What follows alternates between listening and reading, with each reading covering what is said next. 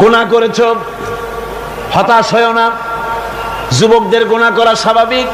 ইউনিভার্সিটির ছাত্র, কলেজের ছাত্র, প্রফেসর, শিক্ষক, অফিসার ঘুষ খেয়েছেন, জিনা করা হয়েছে, মদ খাওয়া হয়েছে, মিথ্যা কথা বলা হয়েছে, যাই কিছু করেন না কেন ভয় পাওয়ার কারণ নাই, নিরাশ হওয়ার কোনো দরকার নাই। আল্লাহ পাক ডেকে বলেছেন, কুল ইয়া ইবাদিয়াল্লাযীনা আসরাফু আলা আনফুসিহিম লা তাকনাতু মির রাহমাতিল্লাহ। আরে আমার আল্লাহর মতো এত ভালো আর কেউ আছে? এত দরদ আর কারো আছে?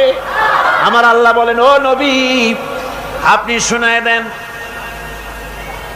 হে আল্লাহর বান্দারা, তোমরা যারা নিজেদের উপরে বাড়াবাড়ি করেছো, নিজেদের